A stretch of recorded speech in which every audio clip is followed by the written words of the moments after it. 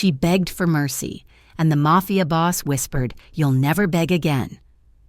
The bell above the door chimed, a tinny, useless sound that sliced through the grease-thick air of the diner. Eliza Monroe flinched, her hand tightening on the damp rag she was using to smear circles onto the laminate countertop.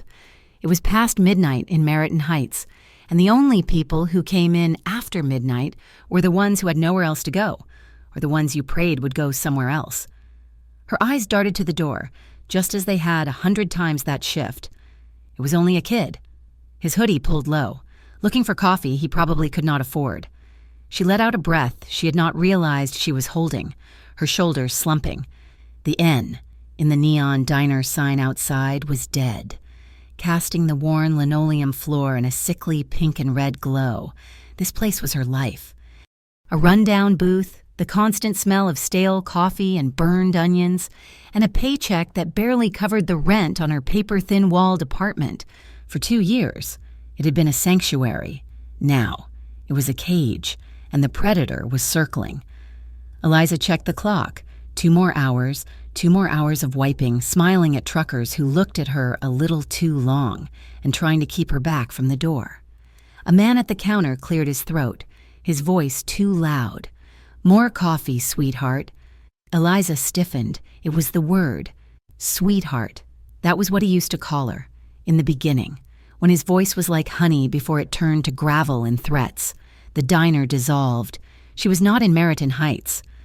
She was on a cold wooden bench in a courtroom that smelled of old paper and cheap polish. She was 22 years old, thin and pale, her cheap black blazer too large for her frame. Across the room, Ray Carrillo watched her. He was not watching the judge or his own lawyer. He was watching her. He was all slick, dark hair and false charm, a minor enforcer who thought he was a king. He had groomed her, found her when she was lost and broken, and convinced her his brand of poison was protection. When the police finally cornered him for aggravated assault and extortion, she had been his alibi, and she had refused. She had sat on that stand, her voice trembling so badly she could barely be heard, and she had told the truth. She told them about the meetings, the money, the way he laughed when he broke a man's nose. When he was sentenced, he stopped smiling. He looked right at her, the charm gone, leaving only the viper underneath. "You'll pay, Eliza," he'd promised, his voice loud enough for the whole courtroom to hear. "You'll pay for everything." The man at the counter snapped his fingers. "Hello, coffee, sorry," Eliza murmured, her hands shaking as she lifted the pot. She poured, splashing some on the saucer. She was jumpy, and her boss, a stressed man named Sal, was noticing. Ray had been out for 3 weeks. She had felt it before she saw him, a prickling on her skin, the sensation of being watched that had become her constant companion. She saw him the first time across the street from the diner, leaning against a lamppost, bathed in the dead pink glow of the sign. He had not waved, he had not shouted, he just smoked and watched. Then the note started, tucked under her apartment door, slipped under her windshield wiper. "You owe me." Owe him what? The years he lost? He had clarified that in the 3rd note. $5,000, sweetheart, or you start paying me back in other ways. She knew what other ways meant. It was a cold, crawling thing that settled in her stomach. She had nothing. She had $400 in a bank account that she was saving to fix the radiator in her car. She tried. God, she tried. She went to the police. The desk sergeant looked at her like she was wasting his time before she even spoke. "He's stalking me," she said, her voice small in the cavernous, sterile precinct. "Has he threatened you physically? He said I have to pay him or what? Ma'am, we need a credible threat. Or isn't a crime. His name is Ray Carrillo." She said the name like it was an exorcism, but it had the opposite effect. The sergeant's face hardened, not with concern, but with annoyance. He knew the name. "Listen, kid," he said, leaning forward. "Carrillo's small fish, but he swims with sharks. We can't touch him unless he does something. You said he left a note? That's not evidence. That's littering. You come back when he actually does something." She had walked out into the gray afternoon, the sergeant's words echoing in her head. "Wait until he does something. Wait until she was a statistic. Wait until she was a body. The bell chimed again.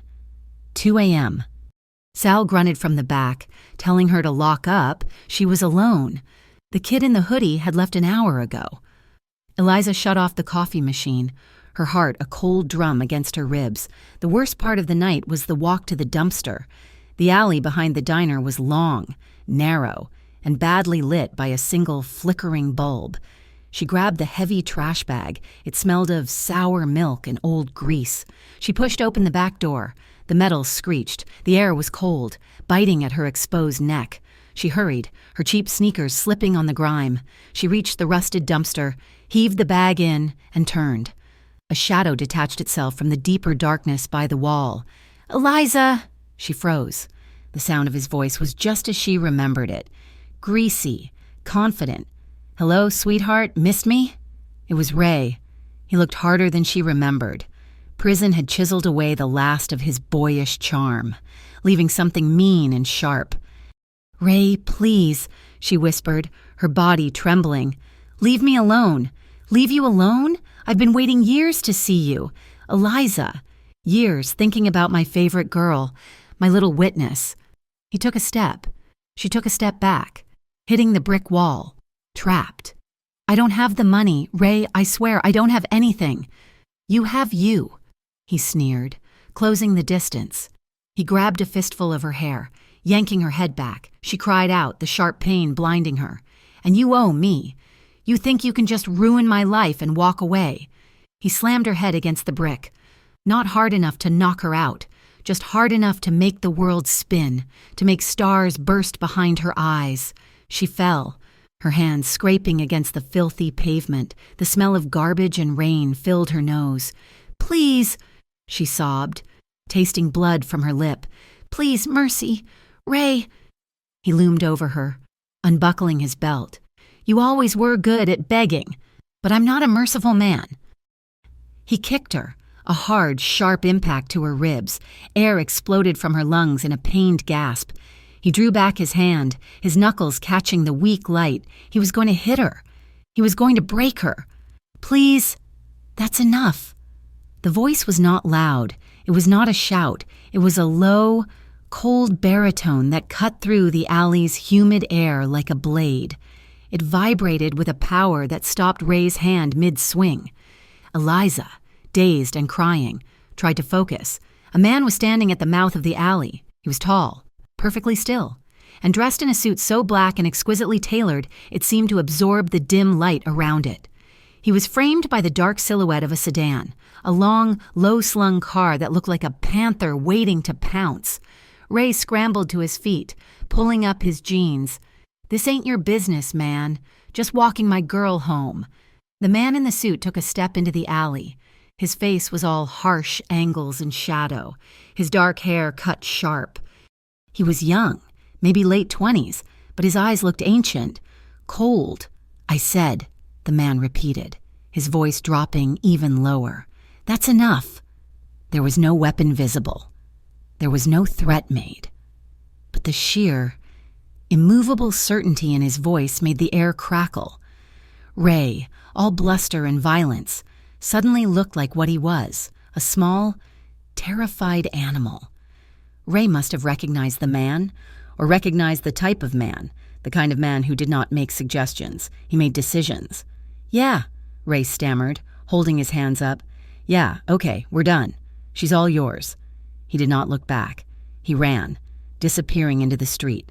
Silence descended, broken only by Eliza's ragged, painful breaths. She was a heap on the ground, blood on her chin, her body screaming. The man just watched her.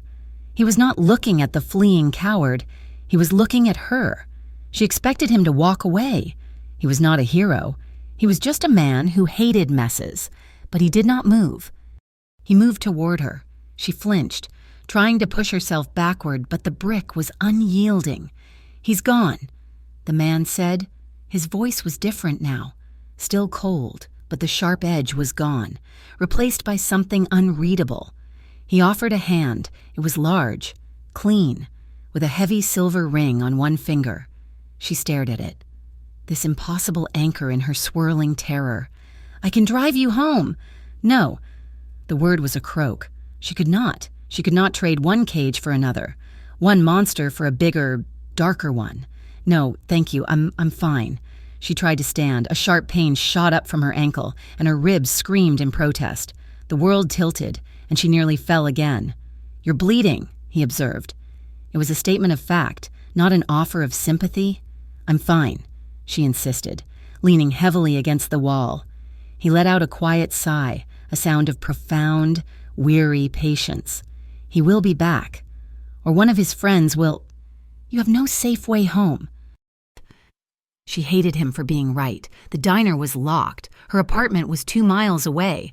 She had $4 in her pocket and a lip that was swelling fast. She looked at his car. Black and silent and safe. It was also a trap. But it was the only trap being offered. Slowly, painfully. She reached out and took his hand. His grip was firm, not gentle, but not cruel. It was just certain. His skin was warm. He pulled her to her feet with an ease that suggested she weighed nothing. She stumbled, and for a second, she was braced against his chest. He smelled of expensive wool, cold night air, and something spicy. He did not linger. He guided her to the car, opening the heavy passenger door himself. The interior was dark, smelling overwhelmingly of rich, clean leather. It was the cleanest place she had been in years. She hesitated, looking at her own bloody, dirty hands. "Get in," he commanded softly. She relented. She slid onto the seat, which felt softer than her own mattress. He closed the door, the sound a solid, expensive thunk that shut out the world. He got in the driver's side. No chauffeur. The dashboard lights glowed a faint, clinical white. The silence in the car was absolute, a heavy, velvet blanket. The engine started with a low, cultured whisper. He did not ask if she was okay. He did not ask what happened. He just put the car in gear. "Where to?" She gave him the address, her voice a reedy whisper.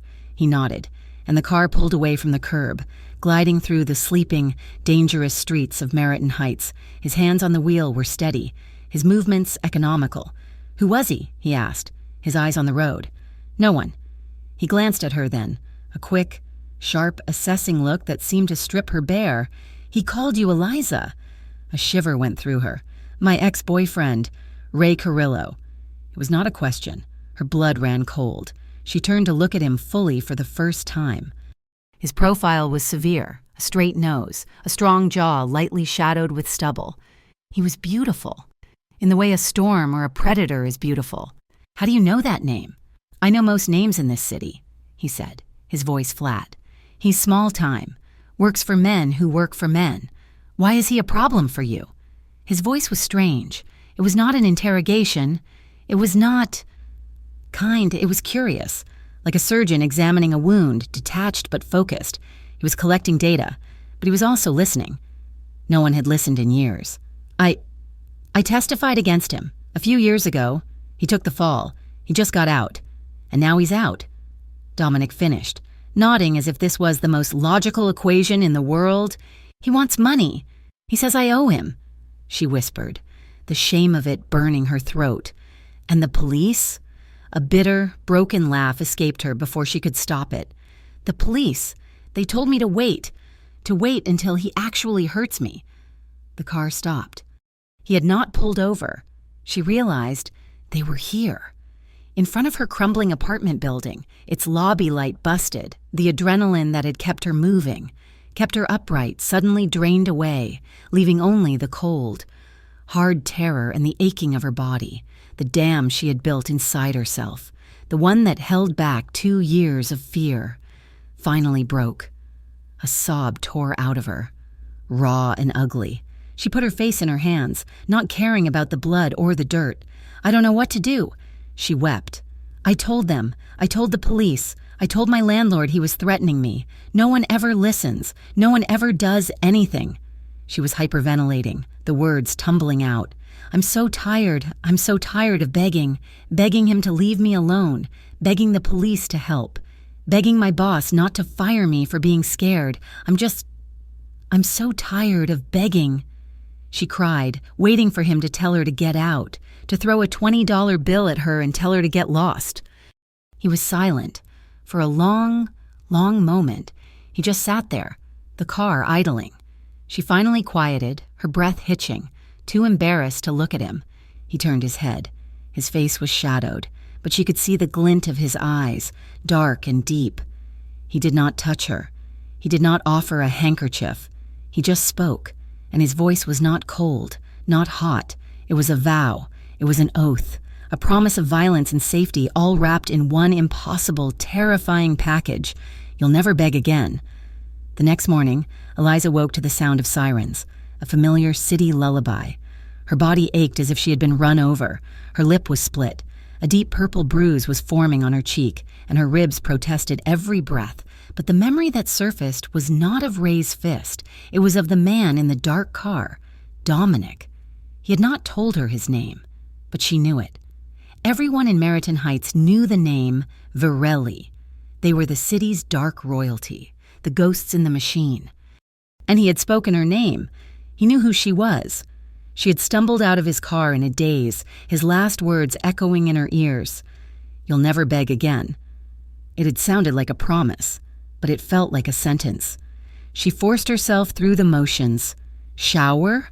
A failed attempt to cover the bruises with cheap concealer. She called the diner, her voice hoarse, telling Sal she had slipped and fallen, that she would be late. He grunted, annoyed, and hung up. Outside her building, she felt the familiar prickle on her neck. She scanned the street. Nothing. Just a gray sedan parked across the road, a man inside reading a newspaper. It was a normal city scene, but the stillness of the man felt wrong. She pulled her collar high and hurried to the bus stop, unaware that the newspaper was lowered as she turned the corner, the man in the car lifting a phone to his ear. The diner was a special kind of hell. The midday regulars saw her face and looked away, embarrassed. Sal just looked angry. You look awful, Eliza, he said, not unkindly, but with the weariness of a man who did not need more problems. Go clean the back. The day dragged. Every time the bell chimed, she jumped, spilling coffee, dropping plates. By 4 p.m, Sal pulled her aside. I need to talk to you, he said, his face gray. He led her to his cramped office, which smelled of old cigars. He did not ask her to sit. Sal, I know I've been off today. I'm sorry. It's not that. He ran a hand over his bald head. I got a call. A few calls, actually. Eliza's stomach turned to ice. What kind of calls? A guy, Sal said, refusing to meet her eyes, telling me all kinds of stuff. About you, about your ex-boyfriend. Said you were trouble. Said you were bringing his trouble here. No, Sal, he's lying. He's just...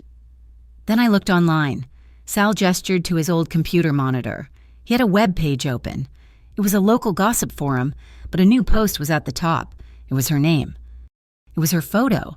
One Ray must have taken years ago, and a story. A story about a lying, junky girlfriend who betrayed her man, who was unreliable, dangerous. A police informant. He's slandering me, she whispered, the words sick in her throat. I don't care what he's doing, Eliza. I care about this place. The man on the phone? He said if I kept you on, he'd make sure my health inspector found rats. He said he'd make sure my delivery trucks had flat tires. He said... Sal looked sick. He said he knows where my grandkids go to school. Oh, God, Eliza breathed. This was Ray's escalation, not just her. Everyone she touched. I can't, kid, I'm sorry, I just can't. He was holding a small envelope. Her final pay in cash. You're fired, Eliza. Please, just go. Don't come back. She stumbled out onto the street, the envelope clutched in her hand. The sun was setting, painting the city in shades of orange and despair. Fired. She had lost her job. She had lost her one tiny piece of stability. She walked the 2 miles back to her apartment, the city's noise a dull roar in her ears. The gray sedan was gone from its spot. She felt a bizarre pang of disappointment, a twisted wish that the watcher, his watcher, was still there.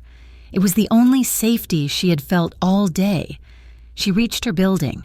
Her key would not work in the lobby door. She tried again, jiggling it, panic rising in her throat. "Can I help you?" The voice belonged to Mr. Henderson, her landlord, a small, weasel-faced man who usually avoided her. He was standing in the doorway, blocking her path, his arms crossed. "Mr. Henderson, my key's not working. The lock must be jammed." "The lock's fine. Miss Monroe, your key's not. You need to leave." The world, which had been spinning, came to a terrifying halt. "What? What are you talking about? My rent is paid. It's paid through the end of the week." "I'm terminating your lease. Morality clause." "Morality clause? I work at a diner. What are you—" "I got a visit," he snapped, his eyes darting around. "A nice young man. Explain the situation. Explain what kind of visitors you've been having." He looked pointedly at her bruised face, and she felt a wave of shame so hot it nearly brought her to her knees. "He's lying," she said, her voice cracking. "He's the one who did this to me. I don't care," Henderson said, his voice rising in fear. "He said you were dangerous. He said you were mixed up with criminals. He said the police are watching this building because of you. I have families here. Miss Monroe, I can't have scum. I can't have this. Your things are on the curb." She looked past him, and there it was. Her one cheap suitcase, the zipper broken, a single cardboard box, open, with her few possessions, a framed picture of her mother, 2 sweaters, her coffee pot, all sitting on the wet pavement like garbage. "No," she begged. The word was ripped from her. "You can't do this. It's illegal. I have rights." "Rights?" he sneered. "People like you don't have rights. You have 20 minutes to get your junk off my property before I call the sanitation department. And the police. You're trespassing." He slammed the door in her face. The lock clicked. She stood there, frozen, evicted, fired and evicted on the same day. She had nowhere to go, no one to call. Her parents were gone. She had no friends, only acquaintances who were smart enough to keep their distance. She sank onto the top step, next to her broken suitcase, and put her head in her hands. The cold concrete seeped through her thin pants. She did not cry. She was past tears. She was hollow. Ray had won. He had erased her. A car door slammed. She looked up, not caring who it was. It could be Ray, come to finish the job. It did not matter. But it was not Ray. It was Dominic Varelli. He was walking toward her, his black suit immaculate against the grime of her street. He looked at her, then at the box, then at the suitcase. His face was a mask of cold marble, but a muscle in his jaw jumped. Once. What happened? It was the same flat, demanding tone from the alley. I was fired and evicted." She said it to the pavement. "Henderson." She nodded. Dominic turned and faced the lobby door. He did not knock. He pressed the buzzer for the superintendent's apartment, his finger holding the button down, a long, angry, insistent noise. After a full minute, the door buzzed open. Henderson's voice squawked over the intercom. "What?" I said. Dominic pushed the door open and walked inside. Eliza shot to her feet. "What are you doing? Don't! You'll just make it worse!" She ran in after him, finding him at the bottom of the stairs, waiting for Henderson to come down. The landlord appeared, his face red. "I told you to—" "Oh!" His bluster vanished.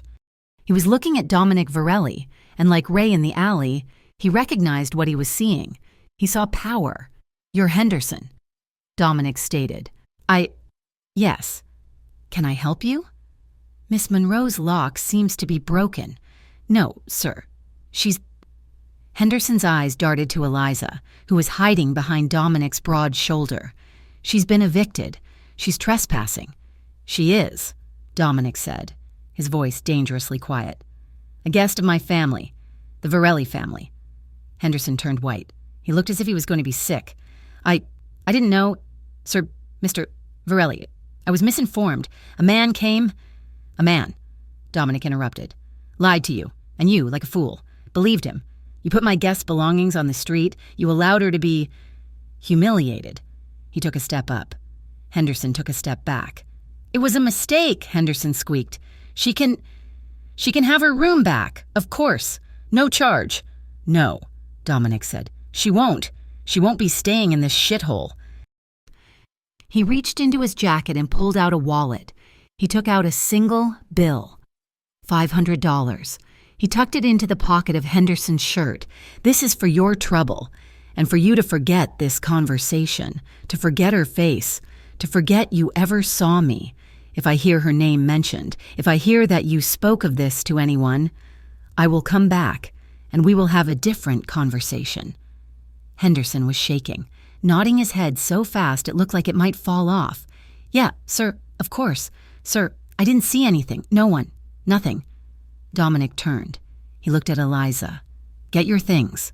He did not wait. He walked out to the curb, picked up her broken suitcase in one hand and the cardboard box in the other, and carried them to his car. The same black sedan. He opened the trunk. Eliza just stood there, watching. This was not happening. This was a fever dream. She started, as he closed the trunk and opened the passenger door for her. "I can't." He paused, looking at her over the roof of the car. His eyes were unreadable in the twilight. "You can't stay here. I'm not your guest," she whispered, the shame burning hot. "You don't have to do this. I'm a burden. I'm trouble." "I am aware." He did not deny it. "Get in the car, Eliza. Where are you taking me?" "Somewhere safe. You'll stay at my penthouse until I end this." "No." The word was stronger this time. She took a step back. "I'm not trading one man's cage for another. I don't want your help. I don't want—" He was in front of her in 2 strides. He was not touching her, but his presence was overwhelming. He was tall, and he smelled like cold air and that same unidentifiable spice. He was too close. "You think you have a choice?" he asked, his voice low. "You have no job. You have no home. You have a target on your back. Ray Carrillo will not stop. He will find you. And next time, I will not be there. Get in the car." It was a command, but it was also the truth. She looked at the dark street. She looked at her few belongings in his trunk. She had nothing. She was nothing. She was tired of fighting. She lowered her eyes and got in the car. The ride was silent. He drove them out of the grime of her neighborhood, through the glittering, indifferent heart of downtown Meriton Heights, to a steel and glass tower that pierced the clouds.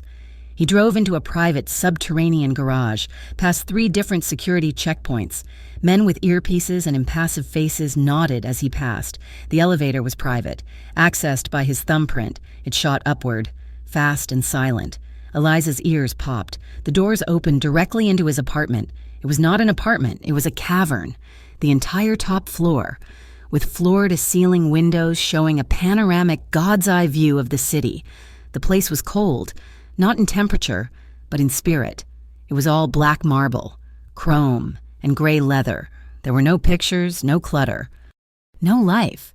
It was sterile, beautiful, and as heavily guarded as a fortress. "This way," he said, carrying her suitcase.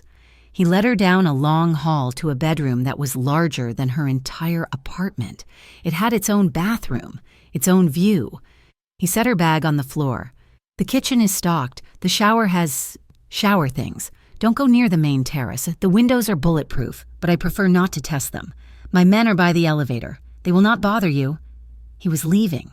He was at the door. And the thought of being alone, even in this safe, sterile box, sent a spike of pure, animal terror through her. "Wait," he turned. Are you just going to leave me here?" she whispered.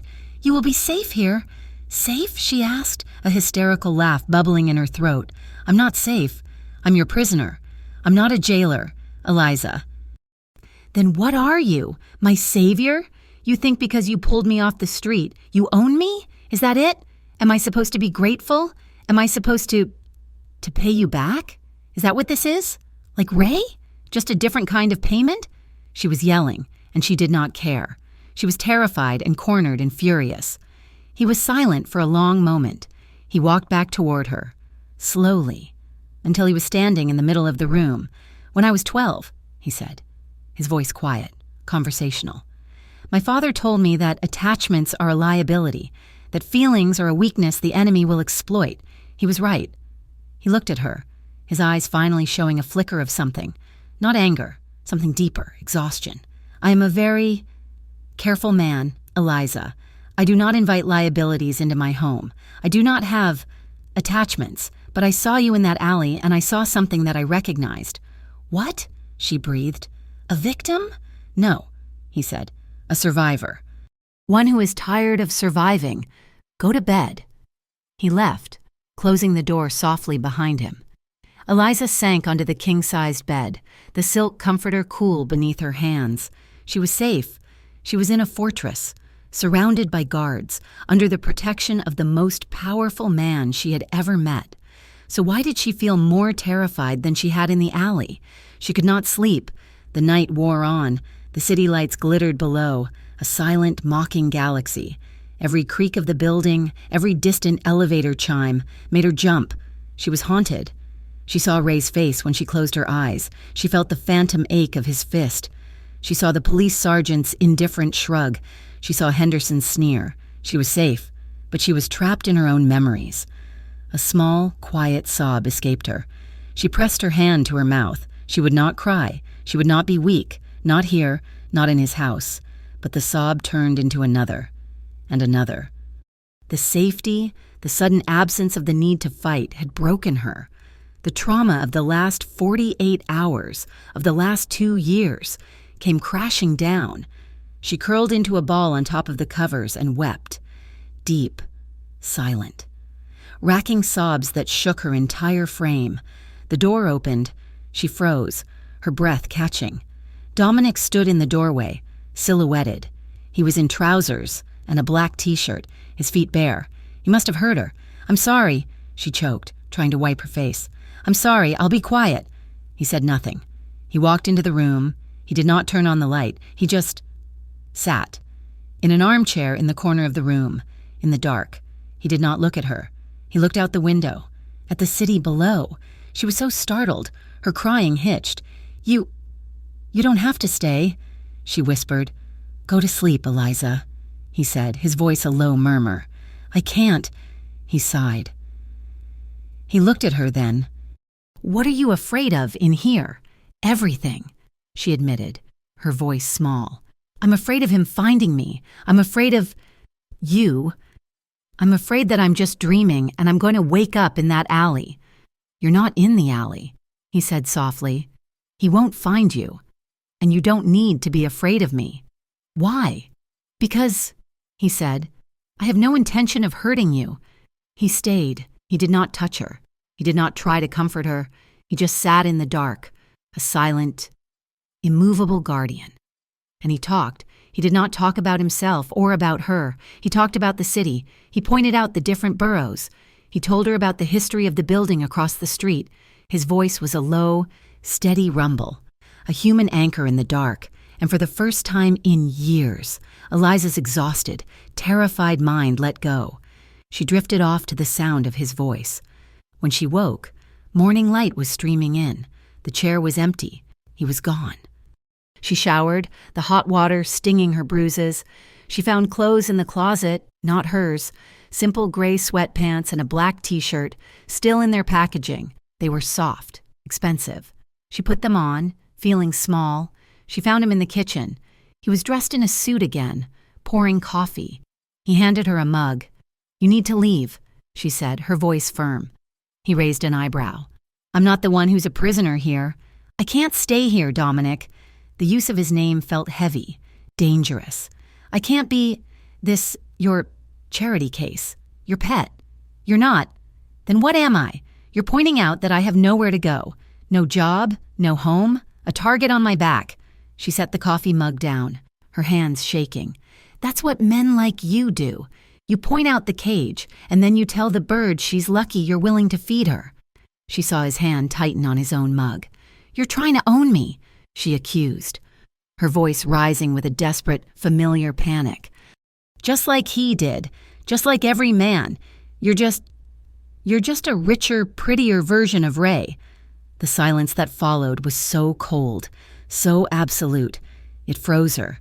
He had not moved, but the temperature in the room had dropped 20 degrees. He set his mug down with a deliberate, quiet click on the marble counter. He walked toward her, She backed up until she hit the island. He did not stop. He braced his hands on the counter, one on either side of her, caging her in. She was trapped by his arms, by his scent, by the sheer, overwhelming force of his proximity.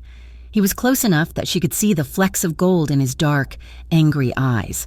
"Do not," he whispered, his voice a lethal, controlled thing. "Ever compare me to him again?"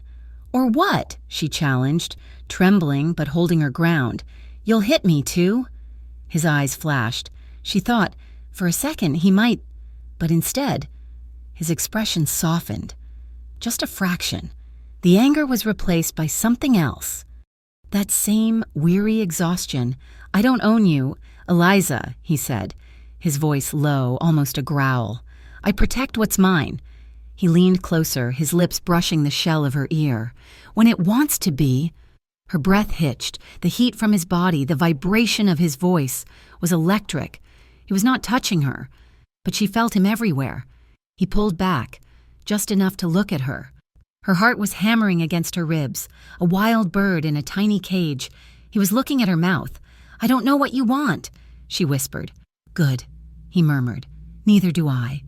She did not know who moved first. It was her. It had to be her. She could not stand the tension, the space between them. She needed a connection. She needed to prove she was alive. She surged up, her hands tangling in his suit jacket, and kissed him. It was a clumsy, desperate kiss. It was all teeth and panic and hunger. She was kissing him like she was drowning, and he was the only solid thing in the ocean. For a second, he remained perfectly still, a marble statue. She felt his shock, and a wave of humiliation washed over her. She started to pull away, to apologize, to die of shame. But then, he moved. His hand came up, not to push her away, but to cup the back of her head, his fingers threading into her damp hair.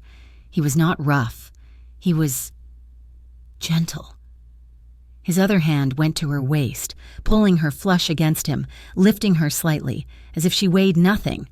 He kissed her back, and it was nothing like her desperate, frantic kiss. His response was slow, deliberate, deep. He was not taking. He was tasting. He was learning the shape of her mouth, the texture of her split lip. It was a kiss of profound, staggering control. He guided her, tilted her head, his lips moving against hers with an expertise that made her knees weak. It was not the hungry, bruising kiss of Ray. It was not a kiss of possession. It was a kiss of discovery.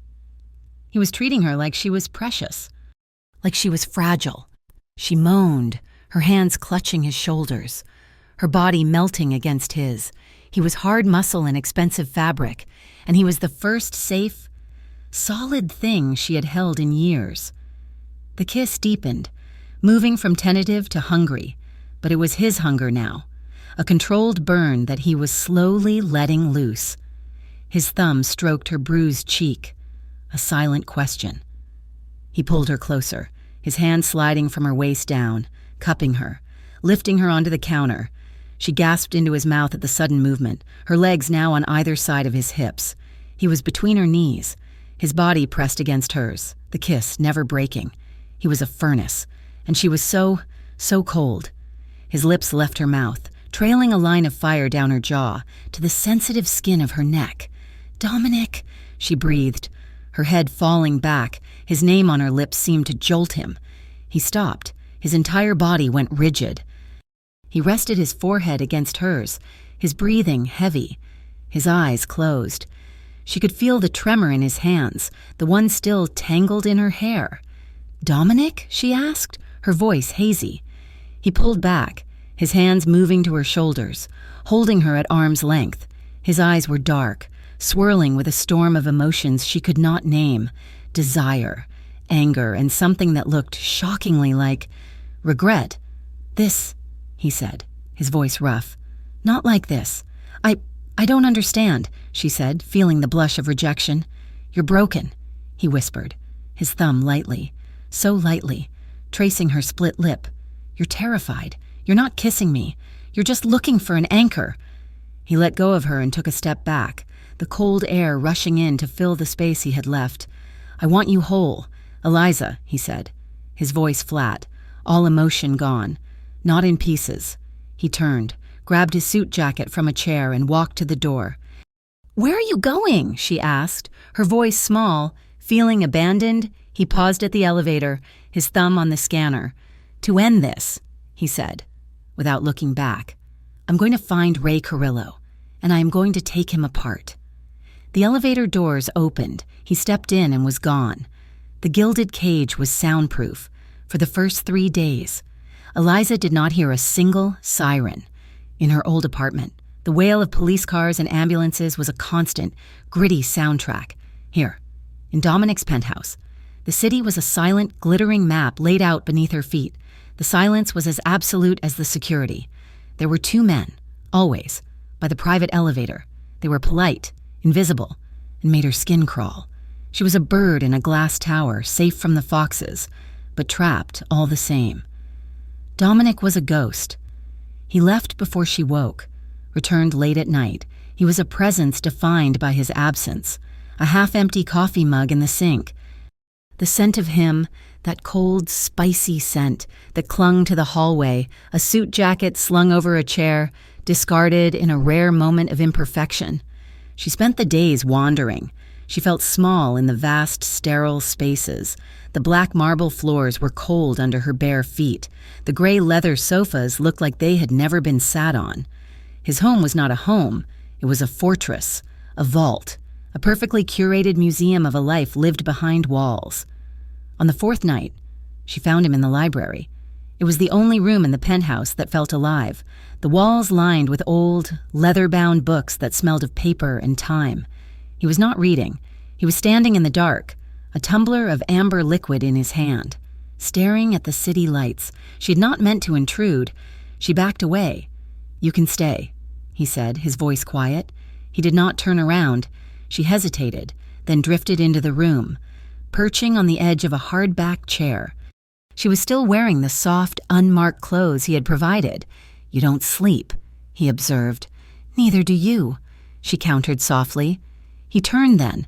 His tie was off, his collar unbuttoned. He looked tired. It was the first humanizing crack she had seen in his armor. "What do you do when you can't sleep?" she asked. "I think," he said, "about logistics, vulnerabilities, exposure." "Is that what I am?" Eliza asked, her voice small. "A vulnerability?" He looked at her for a long time. He did not answer. He just took a slow sip of his drink. "You should be sleeping. You're safe here." "I know." But she did not feel it. Safe was a concept, not a feeling. "He found me when I was 19, she said, the words tumbling out into the silence before she could stop them. Dominic's hand stilled on his glass. He turned his full attention to her. He did not speak. He just waited. He was an ocean of patience. And she was a stone, ready to be dropped. "I was stupid," she whispered, staring at her hands. "I wasn't just stupid, I was nothing. My mom had just died. I had no money, no apartment. I was working at a coffee shop, stealing pastries to eat." She looked at him, expecting judgment, boredom. She saw only focus. His dark eyes were intent, tracking her words. "He came in, and he saw me, really saw me. He bought me a meal. Then he found me a place to live. It was a tiny studio, but it was his studio. He told me not to worry about work anymore. He told me he'd take care of me."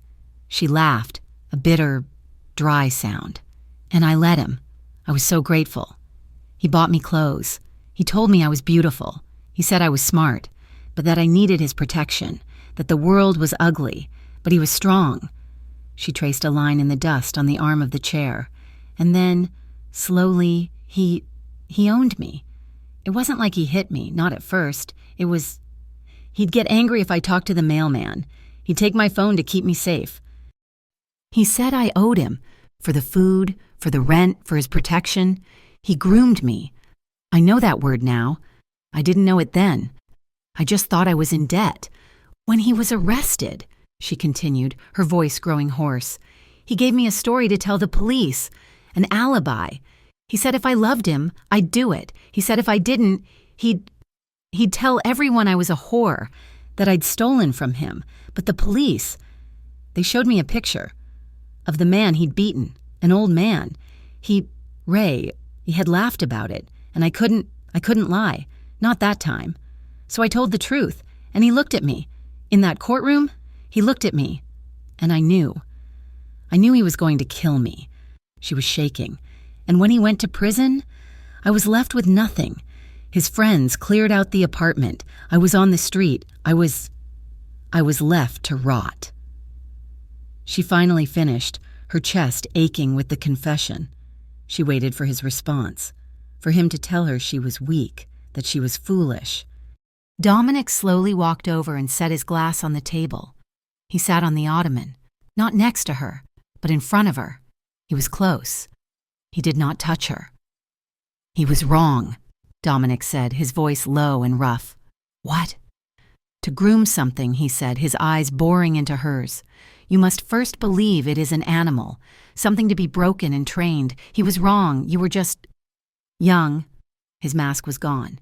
In its place was something she did not understand, a cold, ancient fury. But it was not directed at her. It was for her. It was the anger of an executioner, not a brute.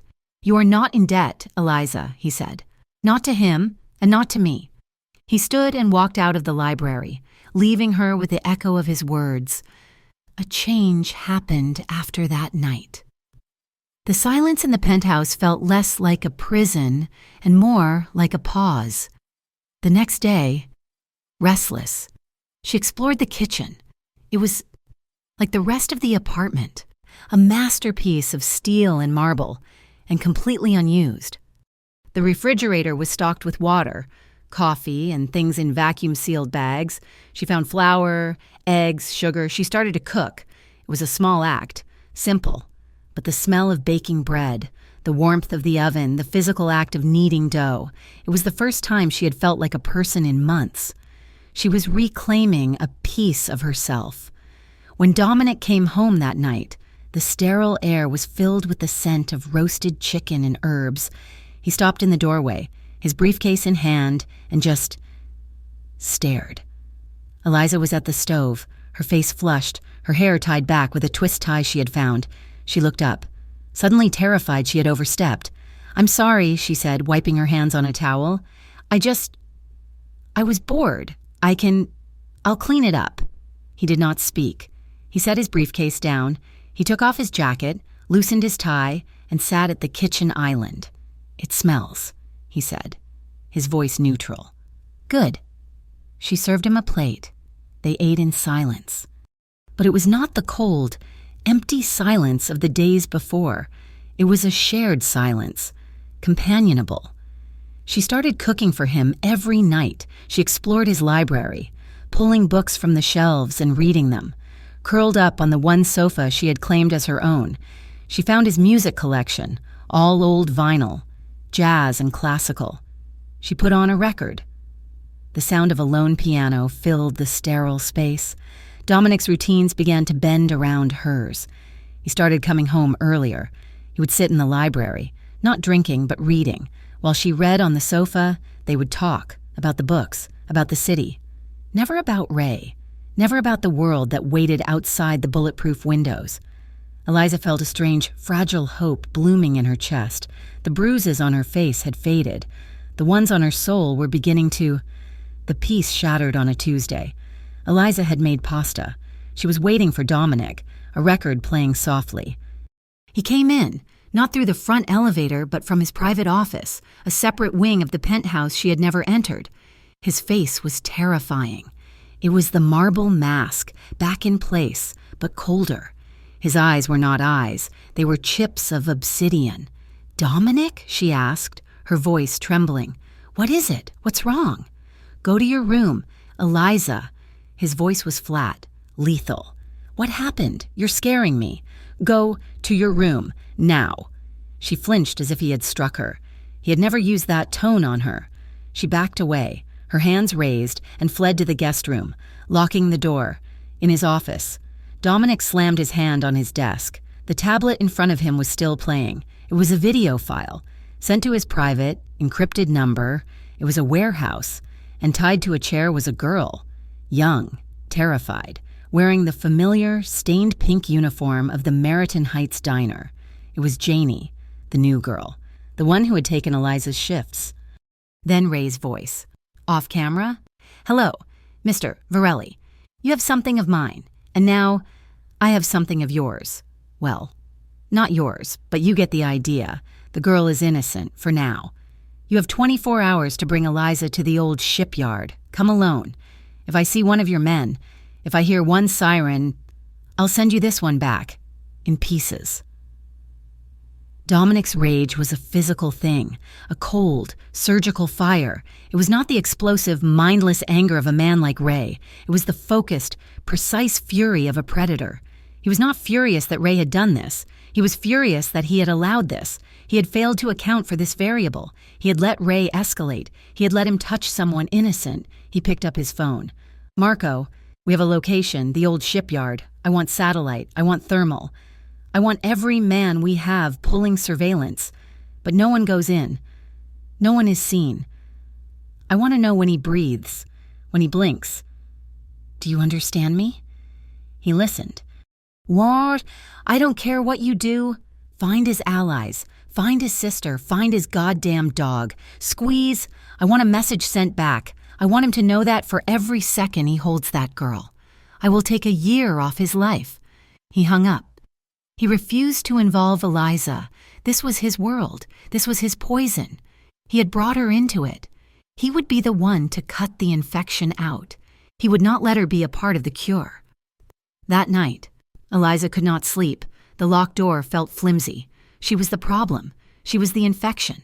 She had brought this darkness to Dominic's door, and he had, in turn, locked her away from it. She was the trapped bird again, while another bird, Janie, was paying the price. She felt helpless, and the one thing she had learned to hate more than fear was helplessness.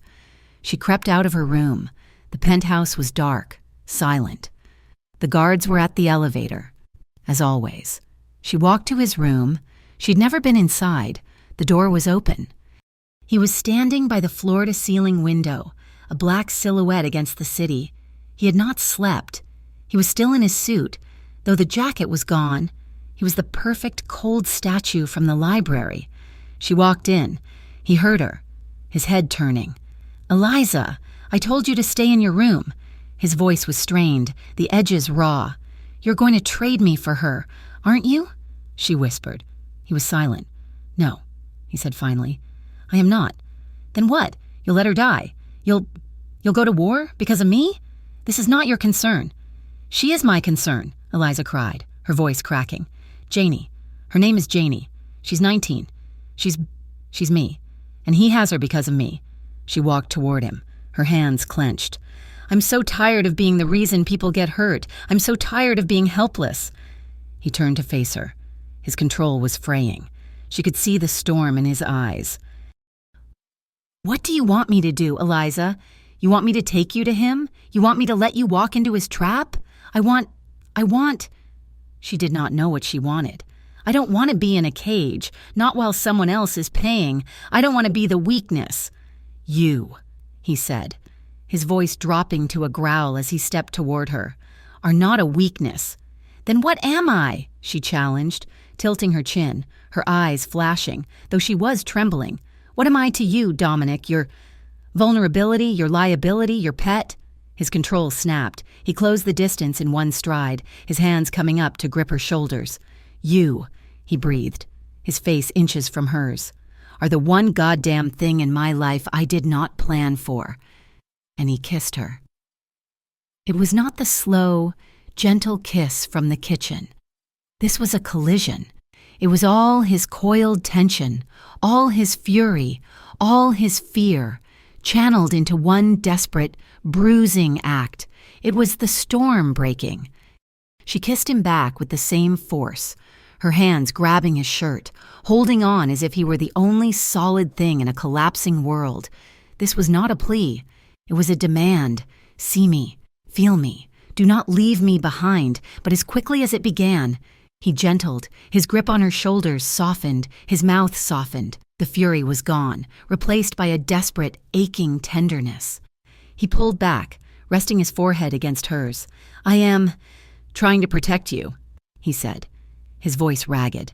"I don't want to be protected," she whispered, her hands sliding up to cup his face, his stubble rough against her palms. "I want to be with you." He looked at her, and his mask was gone. His cold, dark eyes were filled with a raw, agonizing vulnerability. He was the one who was trapped. "Eliza," he whispered, her name a plea. She did not wait for permission. She reached down and took his hand, lacing her fingers with his. She led him, step by step, from the window to the bed. He did not stop her. He was following her, as if he were the one in a daze. She sat him on the edge of the bed and knelt on the floor in front of him, slowly, with shaking hands. She untied his shoes and pulled them from his feet. She unbuttoned his cuffs. She was undressing him, serving him. But it was not an act of submission. It was an act of power. She was taking control of the one thing she could, this moment, when she stood. He looked up at her, his eyes searching hers, asking a question he could not voice. She answered by slowly pulling the hem of her t-shirt. She pulled it over her head, letting it fall to the floor. She stood before him in the moonlight, in her soft sweatpants and a simple bra, and her scars. The faint silvery lines on her arms from a life she had barely survived, the new, fading bruises on her ribs from Ray. His eyes tracked every mark, every imperfection. A deep, shuddering breath left him. He stood, but he did not grab her. He reached out, his fingers tracing the yellowing bruise on her ribs. His touch was so light, it was barely there. It was a question. She nodded, her eyes filling with tears. Dominic whispered, his voice thick, "will never touch you again."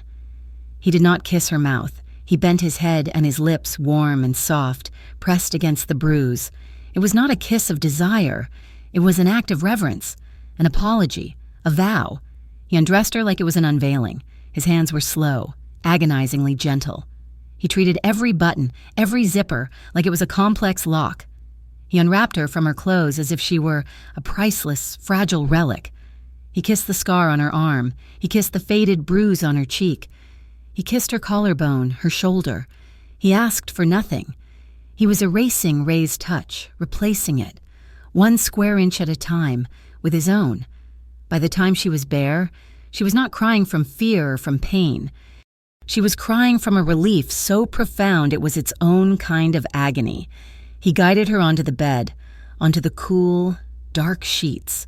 He covered her body with his own, but he held his weight, bracing himself on his arms, protecting her even now. "Eliza," he said, his voice breaking. "Tell me to stop." "Don't," she whispered, her hands tangling in his hair, pulling him down. "Don't you dare." Their lovemaking was slow. It was a conversation. It was emotional, a fusion of 2 broken, lonely people who had found an anchor in the dark. He moved with a devastating, patient control, his eyes locked on hers, watching her, as if he was memorizing the way her face looked, finding his own absolution in her pleasure. It was not sex. It was a healing. It was the first time in her entire life she had felt whole. Later, tangled in the sheets, she lay her head on his chest, his heart beat, a slow, strong, steady drum beneath her ear. His arms were wrapped around her, holding her so tightly she felt she might be absorbed into him. "I was never afraid of you," she murmured, her voice sleepy. She felt his chest rumble with a dark, quiet laugh. "You should have been," he whispered into her hair, for the first time since she was a child. Eliza Monroe fell asleep without fear. She fell asleep in the arms of the most dangerous man in Merritton Heights, and she had never, ever felt so safe. The morning brought the silence. Eliza woke slowly, smiling, reaching for the warmth beside her. The sheets were cold. She sat up, clutching the sheet to her chest. The room was empty. His suit from yesterday was gone. His shoes were gone. He had left her. The safety of the night, the intimacy, the promises whispered in the dark. It all evaporated, leaving the cold, hard dread of the morning. He had not woken her. He had not said goodbye. He had taken what she offered, and he had left. He had gone to hunt Ray. She was abandoned. Again.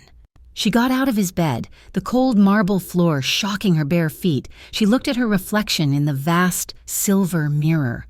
She looked the same, but she was not. She had given him the one thing she had left, and he had left. The thought, ugly and sharp, pierced her. Was she just another weakness, a moment of comfort before the war? Had last night been healing for her, but just a release for him? A liability he was now, finally going to erase? The trapped bird was back in her cage, and the man who held the key had just flown away. Dominic Varelli did not sleep, while Eliza lay in his bed, wrapped in a false peace. He was 2 cities over, in a refrigerated warehouse that smelled of bleach and spoiled meat. He was not the man who had touched her scars with a reverent tenderness. He was the man who had built the fortress she now slept in. Milo, one of Ray Carrillo's crew, was tied to a steel chair. He was a pathetic creature, all false bravado and cheap cologne, and he was broken. Dominic had not laid a hand on him. He had men for that. And Marco, his top lieutenant, had been thorough now. Marco was in the corner, wiping his hands on a rag, his face impassive. Dominic stood by the open loading bay door, looking out at the pre-dawn light, a porcelain cup of coffee in his hand. He was dressed in a clean, dark suit. He looked like he was waiting for a board meeting, not conducting an interrogation. He's just a guy. Milo wept, his voice thick with blood and snot. He's just Ray. He's nobody. Nobody, Dominic said, his voice quiet.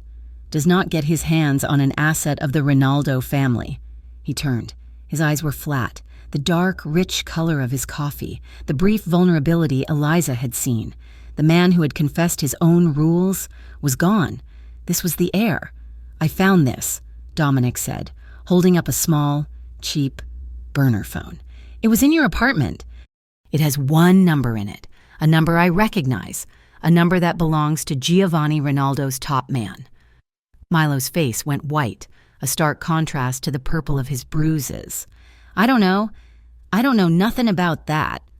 This entire performance, Dominic said, gesturing around, has been about a girl, a simple, low-level enforcer stalking his ex, but it's not. Is it Milo? He took a step closer.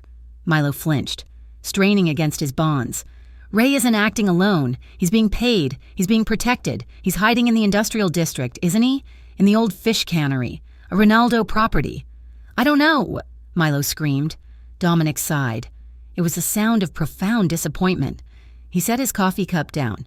Marco, this is no longer productive. Wait, Milo shrieked. Wait, yes, the cannery. He's at the cannery. The Ronaldos. They're paying him. They set him on the girl. It was a test. A test for what? Dominic's voice was a blade. To see if you'd react. To see if the rumors were true. That you had a girl. That you had a weakness. Ray. He was just the pawn. He was supposed to lure her. Or lure you. He wasn't supposed to kidnap the diner girl. That was off script. He's stupid. He's just stupid. Dominic stared at the man for a long, cold moment. He had the information he needed. This was not about Ray Carrillo. This was about the Ronaldos. They were poking the bear, seeing if it would bleed. He picked up his coffee cup and turned to Marco. Clean this up. Send the message. I'm going home. He returned to the penthouse as the sun was rising. The silence, which had been a comfort, now felt heavy, suffocating. He found Eliza in the kitchen, sitting at the island, her small hands wrapped around a mug. She was wearing his t-shirt, the one from the night before, and her hair was a mess. She looked small, beautiful, and utterly out of place. The sight of her, so soft in his sterile, hard world, hit him like a physical blow. The tenderness from the night before warred with the cold fury of the morning. You left, she said. It was not an accusation. It was a statement of fact, hollow and hurt. I had work, he replied. His voice clipped. He walked past her, stripping off his suit jacket, throwing it over a chair. Janie, she said. The girl from the diner. Is she? She's alive, for now. He went to the sink, splashed cold water on his face. He was avoiding her eyes. What are you going to do? I'm going to end it." He went to his study, leaving the door open. Eliza followed, a silent shadow. She watched as he spoke into a phone, his voice low, rapid, and full of authority. "Marco, I want a 4-man team. Silent entry. Extraction only. I don't want a war. I want the girl, and I want him." He listened. "I'll be there in 20. We go in dark." He was planning a strike, a raid. He was going himself. "I'm coming with you," Eliza said. Dominic froze, his back to her. He slowly turned around. His face was unreadable. "What did you say?" "I'm coming with you," she repeated, her voice stronger, though her hands were shaking. "This is about me. He has that girl because of me. I am not going to hide in your tower while you fight a war for me." He laughed. It was not a sound of humor. It was a cold, sharp, and cruel sound. "No, Dominic. No," he said, walking toward her, his voice a low growl. "You are not. You will stay here, where you are safe. You are not ready for that world. Eliza, that is not who you are." "And who am I?" she challenged, her hurt turning to anger. "Who do you think I am? The broken girl you found in the alley? The woman you slept with last night? Am I just something else you have to clean up?" "You are the one thing I am not willing to risk," he shot back, his control breaking. He gripped her arms, his fingers digging in. "Do you have any idea what you would see? What they would do to you if they got their hands on everyone? This is not a game. This is not a story. This is my life. It is blood, and it is ugly, and I will not let it touch you." "It has already touched me," she cried, trying to pull away from him. "You don't get to decide that. You don't get to let me in, to be that, and then shut me out. You don't get to use me for comfort, and then lock me away when it's time to be the man." "Use you?" He recoiled, his face darkening. "I am trying to shield you. I am trying to keep the one part of my life that is not this." He gestured, a sweeping motion of rage. "I'm trying to protect you with the only thing I have besides power." "What? Love?" she spat, the word tasting like acid. "You don't love me, Dominic. You don't know how. You just want to own me. You want to keep me in this glass box, whole and unbroken, while you go out and break the world." The argument was bitter, ugly, and it was breaking them both. He saw her as fragile, something to be shielded. She saw it as him seeing her as weak, as incapable. He was trying to shield her with the love he could not yet name, and she, who had only ever known love as a form of control, could not understand it. "I am not," she whispered, her voice shaking with a cold fury of her own. "You're pretty. Broken bird, I am not your pet. Eliza, do not do this." His voice was a warning. "I am leaving," she said, pulling free from his grasp. "I want control of my life, my own life, not the one you're curating for me." "There is nothing for you out there," he yelled, the first time she had ever heard him raise his voice. "Ray, the Ronaldos, they are waiting for you." "Then let them wait." She stormed past him. She walked down the long marble hall, her bare feet slapping against the cold floor. The 2 guards by the elevator tensed, their hands moving to their jackets. They looked at her, then at Dominic, who had followed her, his face a mask of thunder. "Boss," one of them asked. Dominic's jaw was a hard line of granite. He was at war with himself. To stop her was to prove her right, that she was his prisoner. To let her go was to let her die. He said nothing. His silence was her permission. Eliza stabbed the call button. The doors opened. She stepped inside, her back rigid, her heart pounding so hard she thought it would break her ribs. She did not look at him. The doors slid shut, a silent, silver guillotine, separating them. She hit the button for the lobby. The elevator dropped, fast. She was free. She was terrified. She was in control. She burst out of the steel and glass tower, into the bright, loud morning of Meriton Heights. The noise of traffic, of people talking, of sirens in the distance, was a physical assault after the silence of the penthouse. She pulled her thin t-shirt around herself. She had no shoes, no phone, no money. She was in control. She started walking, not knowing where she was going, just away. Away from him, away from the cage. She made it 2 blocks. She was so blinded by her anger, her pride, her fear, that she did not notice the black van that had been parked across the street. She did not notice it pull into traffic. She did not notice it slow down beside her. She did notice the side door sliding open. She had less than a second to register the two men in dark clothes. This was not Ray's clumsy, violent style. This was professional. This was fast. A hand, smelling of industrial chemicals, clamped over her mouth and nose. A thick arm wrapped around her waist, lifting her off her feet. She tried to scream, but the sound was muffled, and the world was already tilting, the edges of her vision going gray and black. She was dragged into the van. The door slammed. She was gone. It had taken less than 5 seconds. Back in the penthouse, Dominic watched from the window, a black, silent sentinel. He had watched her walk out. He had watched her disappear. His phone rang. It was his head of security, the man stationed in the lobby. Boss. The man's voice was tight, strained. She's gone. A black van. Ronaldo plates. They took her. She's gone. For a full minute, Dominic Varelli did not move. He did not breathe. He just stared at the spot on the pavement where she had been. Then, the rage. It was not a shout. It was a terrifying, absolute stillness. He turned, walked to the massive, solid oak desk in his study, and with a single, sweeping motion of his arm, he cleared it. The lamp, the laptop, the crystal paperweights, the framed photos that were not of family but of maps. All of it crashed to the floor in a symphony of shattering glass and splintering wood. His father, Antonio Varelli, found him in the wreckage. The old man was in a silk robe, a thin cigar in his hand. He looked at the mess, then at his son's heaving chest.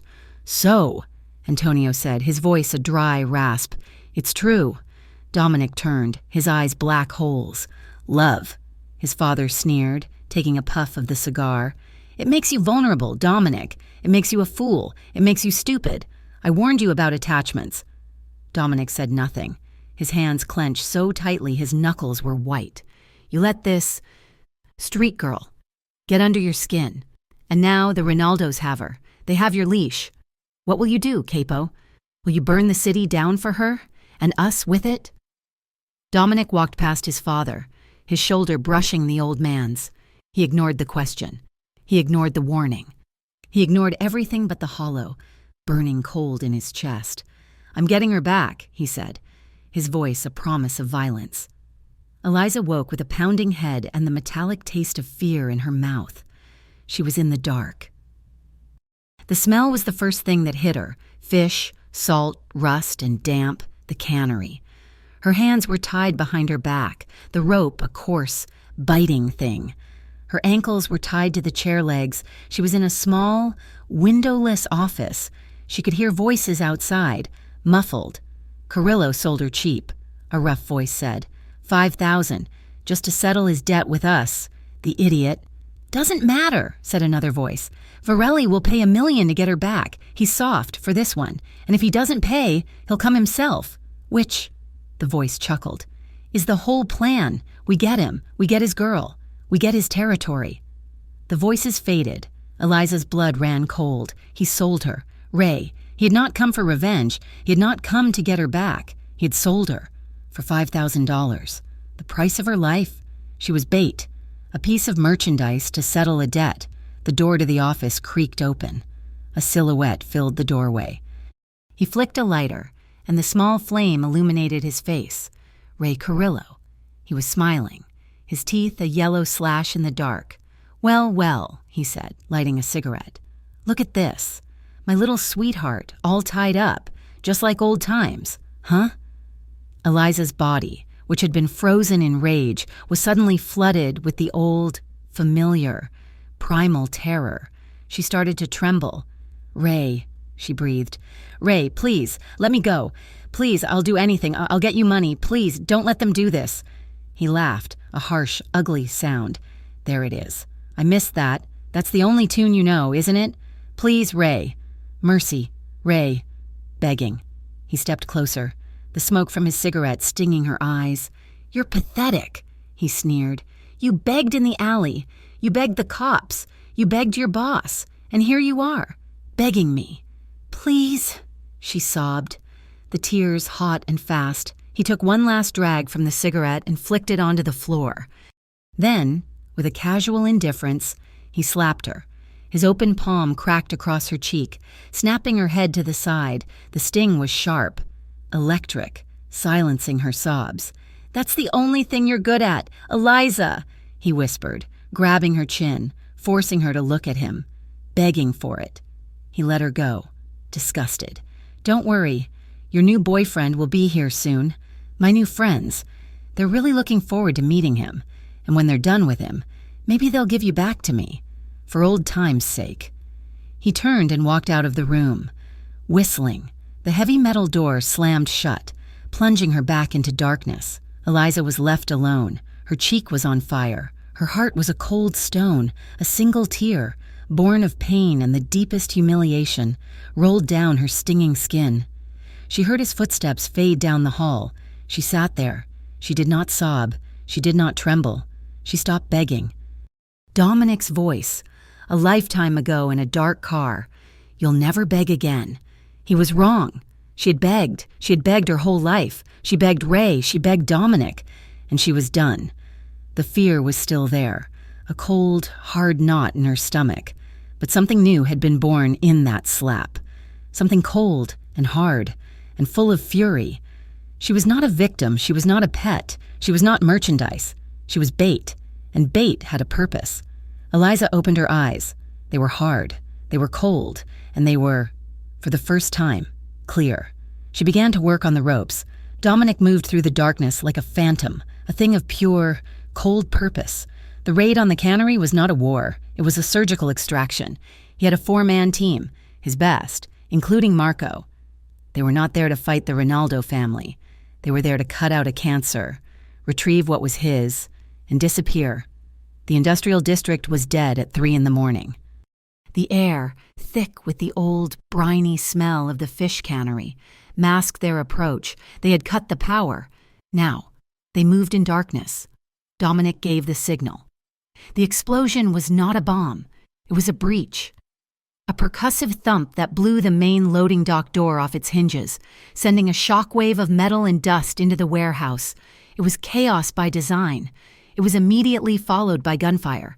Shouts, confusion. The Ronaldo men, caught by surprise, were firing blind into the darkness. Dominic did not fire. He moved low and fast, his weapon down, his eyes scanning, not for targets, but for her. He was a hunter, and the chaos was his cover. He could hear Marco and his team engaging, controlled bursts of fire that were precise, answered by the wild, panicked shots of the Ronaldos. The air filled with the sharp, acrid smell of cordite, the tang of old fish, and something new, the coppery scent of blood, inside the small, dark office. Eliza had heard the thump. The floor had vibrated beneath her chair. Then, the shouting, the gunshots. He was here. It was not a thought of rescue. It was a statement of fact. Dominic was here, and he had brought hell with him. The terror, which had receded into a cold knot, threatened to surge anew. But the anger was stronger. She was not going to be the prize he found tied to a chair. She'd been working at the ropes, twisting her wrists until they were raw, but the knot was professional. She had made no progress. Her eyes darted around the small, pitch-black room. She had felt along the floor earlier. Nothing. She kicked her feet back. Her heel striking the flimsy metal desk, a sharp clink sounded. Something had fallen. She twisted in the chair, craning her neck. She could not see. She kicked again, blindly, sweeping her foot under the desk. She heard the object, whatever it was, scrape across the concrete. She kept kicking, a frantic, desperate rhythm, pulling the object closer. Finally, her heel connected with it. It was small. She hooked it with her foot, dragging it toward her. She bent, a painful, awkward contortion, trying to see in the non-existent light. Her fingers, tied behind her, brushed the floor. Nothing. The gunfire outside was a constant, raging storm. She fell. She tipped the chair over onto its side, the crash hidden by the sound of a man screaming orders. She landed hard on her shoulder, the impact jarring a cry from her throat, but her hands were free of the chair legs. She could move, crab-like, on the floor. Her fingers brushed it, a shard of glass, thick, curved. It must have been from a broken bottle, kicked under the desk ages ago. It cut her. The edge was sharp. She did not flinch. She curled her bound hands around it, a clumsy, painful grip. She had one chance. She began to saw at the rope. The glass was dull in places, but sharp in one spot. She found it and began the agonizing process. It was slow. The fibers parted one by one. She cut her own skin. Blood, warm and slick, ran over her fingers, making her grip slippery. Not like this. The thought was a prayer.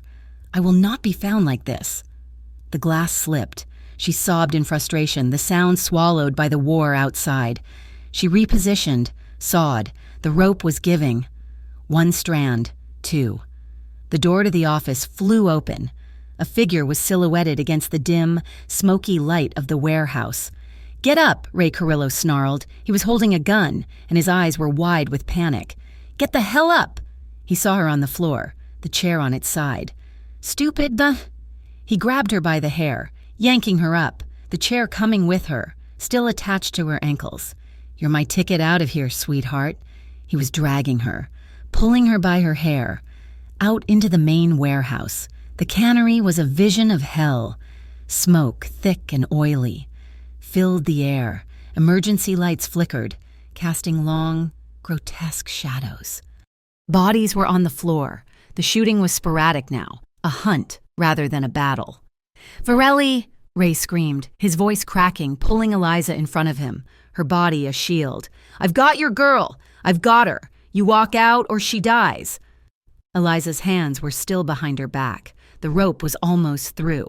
She had the shard of glass clutched in her bloody palm. "Let me go! Ray," she said, her voice not a plea. It was a low, cold command. "Shut up!" he shrieked, pressing the gun to her temple. The metal was cold. "Varelli, I'm not kidding." He was terrified. He was not a soldier. He was a rat, and his ship was sinking. "He can't hear you," Eliza said. "He's hunting, and you're the prey." "Shut up." He yanked her hair, pulling her head back, exposing her throat, and in that moment she was free. The last fiber of the rope snapped. Her hands were loose. Ray was still screaming for Dominic, his attention on the smoky shadows, not on the woman in his arms. Eliza moved. It was not a thought. It was an instinct. The anger, the fear, the humiliation. It all uncoiled in one single, violent motion. She drove her elbow back, hard, into his stomach. Ray grunted, the air leaving his lungs in a wheeze. His grip on her hair loosened, but his hand with the gun was still at her head.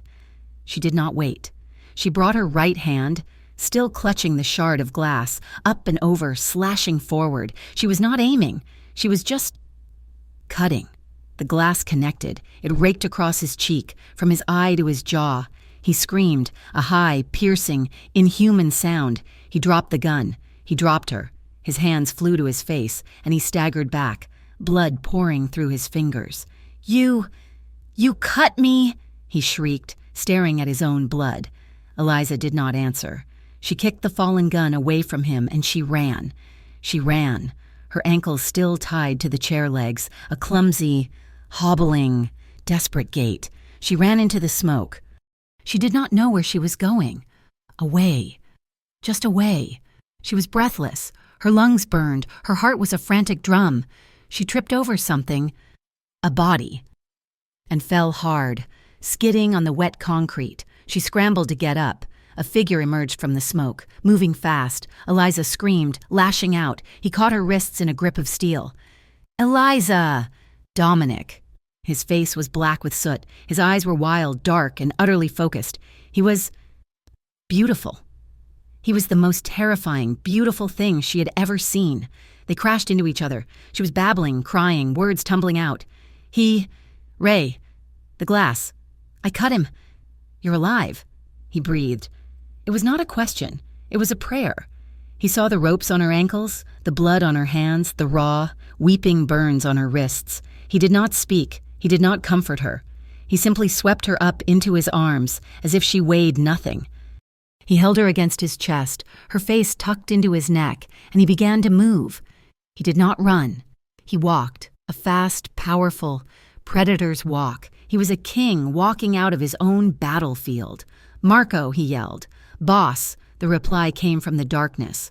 "We're out. End it." With pleasure. The sound of gunfire resumed, but it was distant.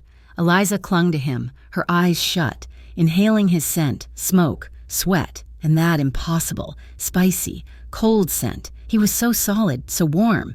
He carried her out into the pre-dawn light. The city was waking up, but here, in this dead-end street, there was only them. He did not put her down. He carried her to the black sedan, the one she had first ridden in, and put her in the passenger seat. He got in the driver's side. He said nothing. He just drove. The ride back to the penthouse was a silent, vibrating agony. Eliza was trembling, a deep, bone-rattling shock she could not control. Her teeth were chattering. Dominic did not look at her. His jaw was set, his knuckles, white on the steering wheel, were bleeding. They went up in the private elevator. The guards' faces were stone, but their eyes were wide as they saw Dominic, soot-stained and bloody, carrying Eliza, who looked like a refugee from a war. He carried her all the way to his bathroom, a vast room of marble and glass. He set her gently on the bath mat, as if she were a piece of delicate porcelain. "Don't move," he commanded, his voice rough. He disappeared and returned with a first aid kit, a bottle of water and a towel.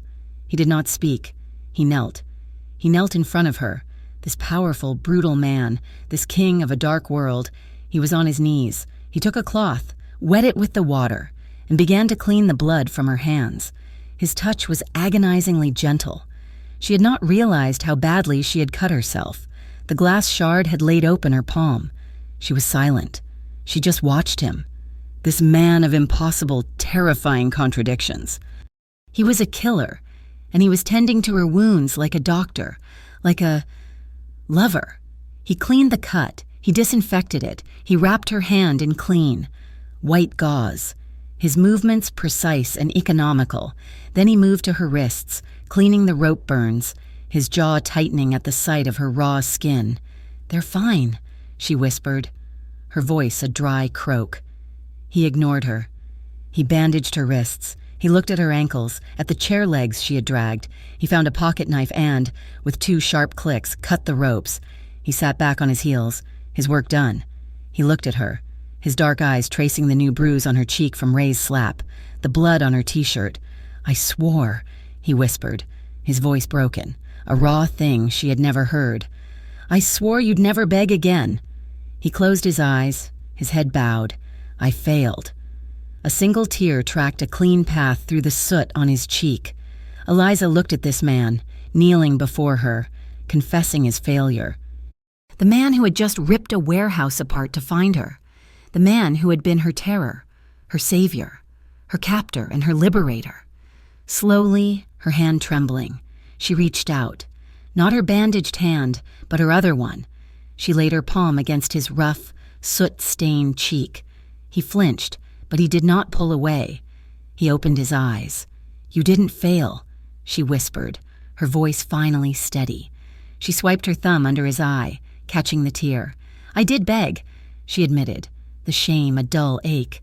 "I begged him, and he hit me, and when he hit me, I stopped. I don't know why, but I stopped." She looked into his dark, agonizing eyes. "You didn't fail me. Dominic, you gave me the strength to stop begging." His control broke. He surged forward, his mouth claiming hers, his arms wrapping around her waist, pulling her from the mat and onto his lap. This was not a kiss of tenderness. It was a kiss of desperation. It was fierce, urgent, a frantic collision. It was not lovemaking. It was an affirmation. "You are alive. I am alive. We are here." He kissed her like he was starving, his hands gripping her, in her hair, on her back, holding her as if she might disintegrate. He was erasing the trauma. He was staking his claim. He was branding her, and she was branding him back. She met his ferocity with her own, her uninjured hand tangling in his hair, pulling him closer. This was not gentle. It was not slow. It was a raw, primal, desperate need to connect, to feel. It was a release. It was healing, in the only way they knew how, through the fierce, undeniable truth of touch. He picked her up, never breaking the kiss, and carried her from the bathroom to his bed. He tore at his own clothes, at hers. He was not gentle. He was urgent. And she was, too. She did not want gentleness. She did not want to be treated like a fragile, broken thing. She wanted to be held. She wanted to be taken. To be reminded that she was a physical, breathing, living creature. He laid her on the sheets, his body covering hers, a warm, solid, protective weight. He was inside her in one deep, possessive stroke. She cried out. It was a cry of pain, of pleasure, of a release so profound it shattered her. He froze. "Eliza, I'm sorry. Don't," she gasped, her legs locking around him, her fingers digging into his back. "Don't stop. Please, don't stop." He moved. It was a rhythm of survival. It was a promise. It was the frantic, desperate need to erase the cold of the warehouse, the smell of fear, the sound of gunfire. It was every dark thing in them, finding a light in the other. It was a storm. It was a cleansing. It was the only way he could say, "I love you," and the only way she could say, "I am here." After, they lay tangled, their limbs heavy, the room silent. The sun was streaming through the windows, but they were in their own world. Eliza lay with her head on his chest, her bandaged hand resting over his heart. His arm was a steel band around her, his fingers stroking her hair. She was trembling again, but this time, it was just the fading adrenaline. She was quiet for a long time. He was quiet, too. Just the sound of their breathing. "Dominic," she whispered, "I'm here. What comes next?" He was silent. She felt his chest rise and fall in a long, slow sigh. He kissed the top of her head. "I don't know," he said, his voice a low, rough murmur against her hair. "War or peace." He tilted her chin up, forcing her to look at him. His eyes were clear, the soot washed away by their communion. They were dark, serious, and full of a terrifying certainty. "But not without you." The raid on the cannery was not an ending. It was a declaration of war. Dominic's strike had been surgical, but it had been deep, and the Ronaldo family was bleeding. They were a rival syndicate, older and, until now, content with a cold peace. Dominic had broken that peace to retrieve Eliza. He had chosen her over the stability of the city. The other families were watching. His own family was watching. The Sunday dinner was a Varelli tradition, held at his father's sprawling, fortress-like estate outside Meriton Heights. It was a command performance. Dominic had not been in weeks. This time, he was summoned, and this time, he was not coming alone. Eliza stood in the penthouse, staring at the dress he had provided. It was simple, black, and made of a silk so heavy it felt like armor. It was not a dress for a mistress. It was a dress for a queen. "I don't know if I can do this, Dominic," she whispered. Her bandaged hand, now healing, resting on her heart. The cut from the glass had been deep, but it was closing. He came up behind her, his hands resting on her shoulders.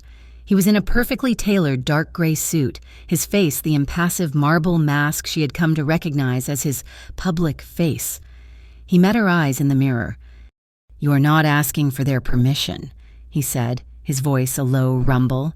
"We are informing them of a fact. You are with me. You are my partner. That is the beginning, and that is the end. Do not look away. Do not look down, and do not, under any circumstances, look afraid." "I am afraid," she admitted. "I know," he said, his thumb stroking her shoulders. "They will smell it. Use it. Let them. Let them think you are the weakness they all believe you to be. You and I will know the truth." The Varelli elders were ancient, men carved from old-world stone. They were his father, Antonio, his uncles, his cousins. They ran the city's unions, its shipping, its construction, and its shadows. They were gathered in a vast dark wood dining room that smelled of old money, cigar smoke, and betrayal. When Dominic walked in with Eliza on his arm, the conversation died. It was not a silence of respect. It was a silence of judgment. Antonio, at the head of the table, did not rise. He looked at Eliza, his eyes cold and assessing, lingering on the faint, fading bruise on her cheek, the new, angry scar on her hand. "Dominic," Antonio said, his voice a dry rasp, "you are late, and you have brought a stray." A few of the younger cousins snickered. Dominic did not release Eliza's arm. He guided her to the empty seat beside his, a place of honor, and held the chair for her. He did not sit. He stood behind her, his hands resting on the back of her chair, a king, guarding his throne. "This," Dominic announced to the room, his voice cutting through the tension, "is Eliza Monroe." The silence stretched. An uncle, a heavy man named Paolo, cleared his throat. "A pleasure," he said, his voice thick with sarcasm. "We do not often entertain the boss's amusements." "She's not an amusement," Dominic said, his voice dropping, the temperature in the room dropping with it. "She's not my mistress. She's not a pet. She's my partner." The Ronaldos made the mistake of believing she was a weakness, a liability they could exploit. They were wrong. She is a Varelli asset, and from this moment on, you will treat her as such. Any disrespect to her is a disrespect to me, and a disrespect to this family. Eliza's heart was hammering, but she did as he said. She kept her chin high. She met Antonio's gaze. She did not flinch. The old man's lip curled. He saw the girl from the alley, the girl who had caused a war, but he also saw the steel in his son's spine. He saw that the lines were drawn. A partner, Antonio mused, taking a sip of his wine. A partner in what? Exactly? Business? In all things, Dominic said, finally taking his seat. The dinner was a new kind of torture. It was a war of 1,000 paper cuts. Questions about her family, her past, her skills, all of them designed to remind her she was nothing. Eliza answered simply, honestly, and without shame. She did not have a family. Her past was her own. Her skills, she said, her eyes meeting Dominic's, were in development. It was a mixed reaction. The younger generation, the ones who saw Dominic's ruthless efficiency, were curious. The old guard, his father and uncles, were appalled. They saw a street girl, a vulnerability, a fool's errand. They saw the love his father had warned him about. When they left, the silence in the car was heavy. "That," Eliza said, her voice shaking, "was the most terrifying thing I have ever done." Dominic turned his hand over, lacing his fingers with hers. "You were perfect. They hate me. They don't know you," he corrected. "They know the idea of you. Now, we change the idea." Eliza did not stay in the penthouse, a bird in a glass cage. The day after the dinner, Dominic took her to his legitimate office, a sleek, downtown building, the headquarters of Varelli Holdings. It was real estate, import-export, and a dozen other businesses that were, on paper, completely clean. "You said you were in development, Yar," he said, leading her to an office next to his. "Let's develop you." She began to work, quietly. She was not a secretary. She was an apprentice. He had her reading contracts. She sat in on logistics meetings. She learned the world of shadows that ran parallel to the legitimate one. She learned how money moved, how it was cleaned, how it disappeared and reappeared. But she found her niche in his charity fronts. He ran 3 of them, a soup kitchen, a youth center, a shelter for women. They were, of course, ways to launder money and gain public favor. But Eliza saw something else. She saw the women, the girls who looked just like she had, 19, lost, and looking for a savior who would turn out to be a monster. She started working at the shelter. She was not Eliza, the boss's partner. She was just Eliza. She organized inventory. She helped women fill out job applications. She listened to their stories. She was, for the first time, using her past as a strength, not a weakness. She was reclaiming parts of herself she thought were long dead. Dominic watched. He saw her blossom, her confidence growing. She was no longer a victim. She was a strategist. She was smart, empathetic, and she saw the city in a way he, from his tower, never could. The peace lasted for 3 weeks. The Ronaldos had been silent, too silent. Dominic was worried. He had doubled her security. She was never alone. A new man, a quiet, broad-shouldered man named Leo. was her shadow. They were leaving the youth center, a building in a rough part of town that Dominic's charity had just refurbished. Eliza was laughing, talking to him about a new art program she wanted to start. It's just, she said. They have nowhere to put their anger. If they could just paint it. Eliza, get down, Leo said, his voice calm, but urgent. What? Leo. He did not argue. He grabbed her, shoving her behind the brick facade of the doorway, his body covering hers, just as Dominic was stepping out of the car to greet them. "Dominic!" she screamed. The car, a black sedan parked 2 spaces down, exploded. The force of the blast was a physical blow. It threw Dominic back against his own car, shattering the windows. The sound was a deafening roar, a vacuum that sucked all the air from the street. Shrapnel, metal and glass, rained down.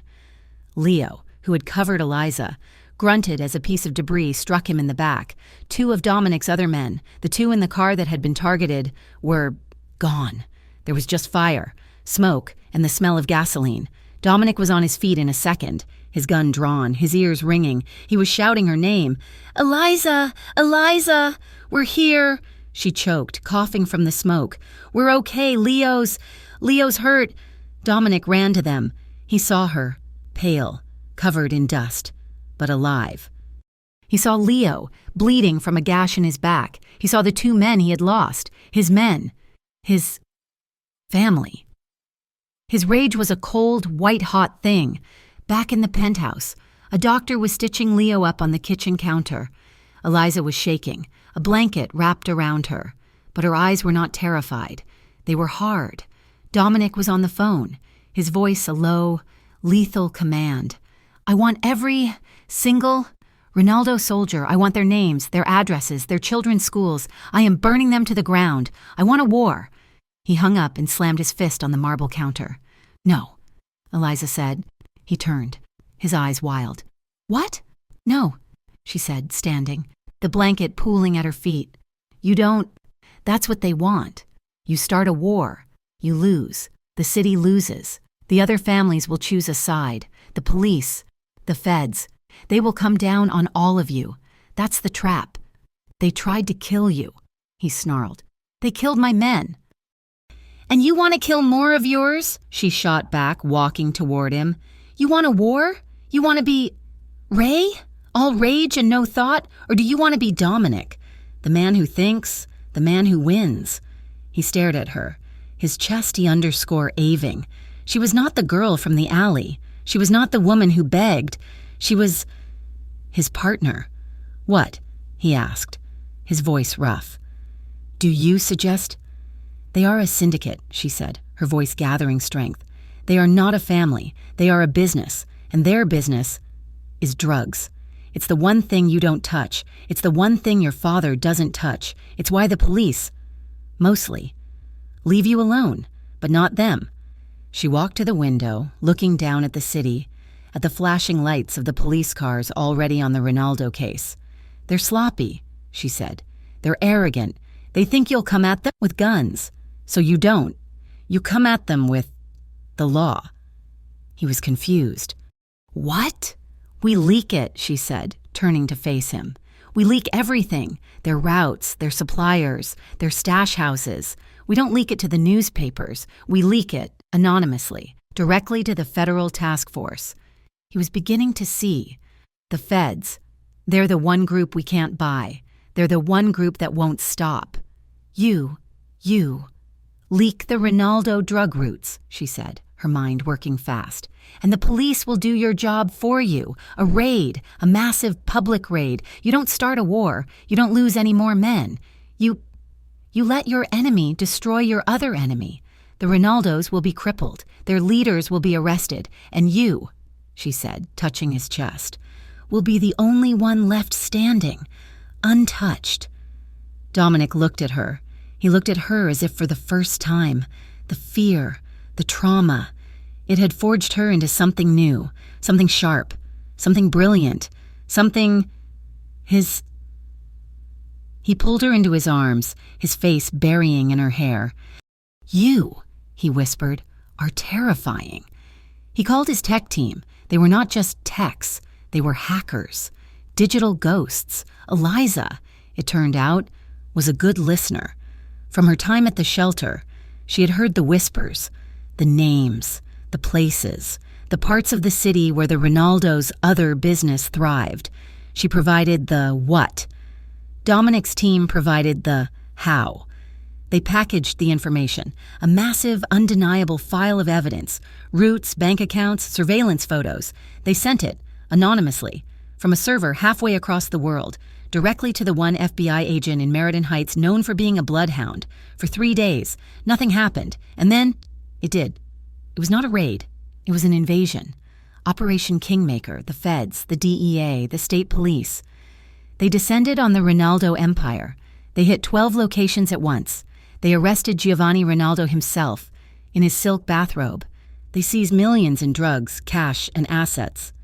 The Ronaldo family, as a force in Meriden Heights, was gone, wiped off the map in 6 hours, not by a mob war, but by a keystroke, in the chaos.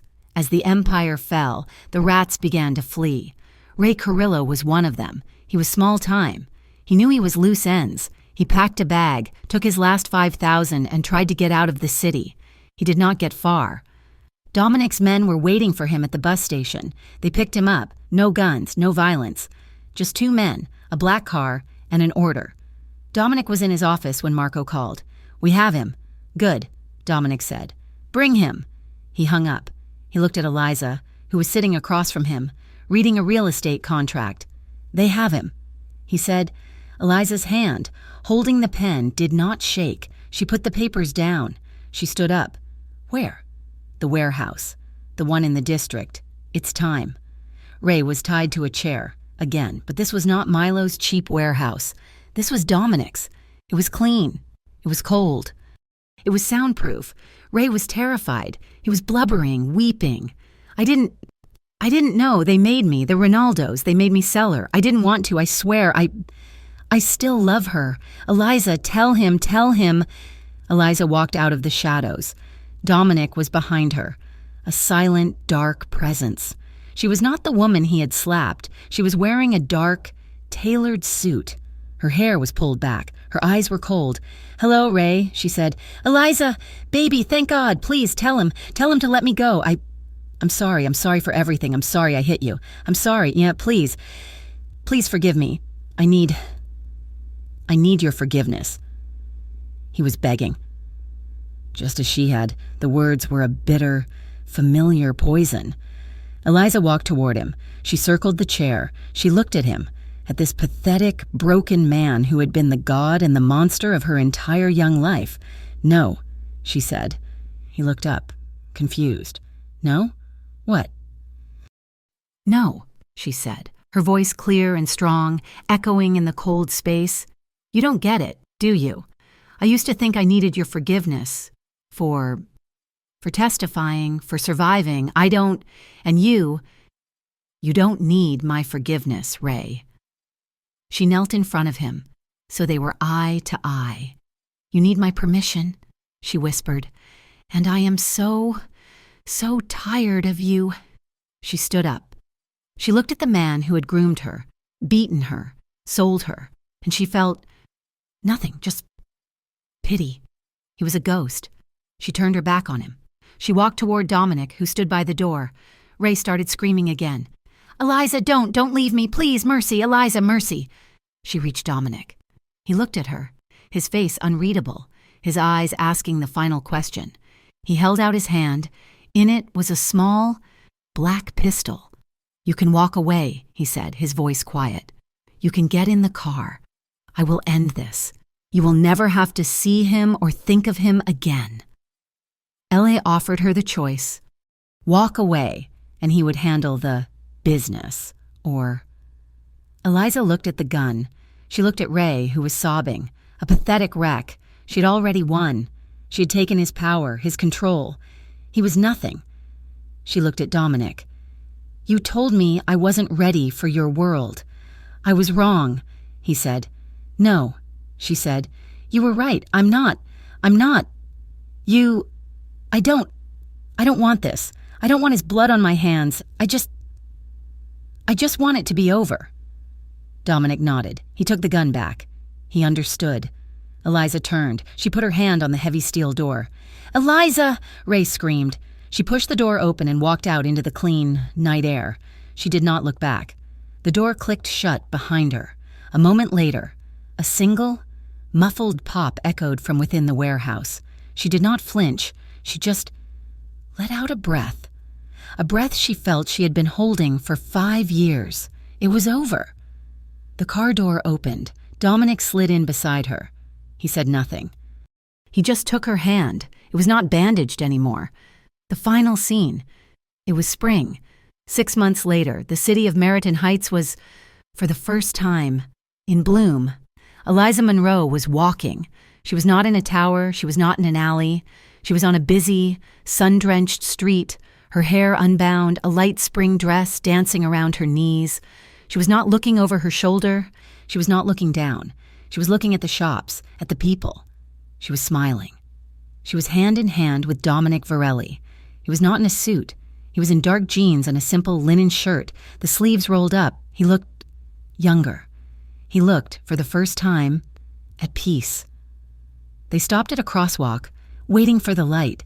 She turned to him, her eyes bright, the old shadows gone. "I used to beg for mercy," she said softly.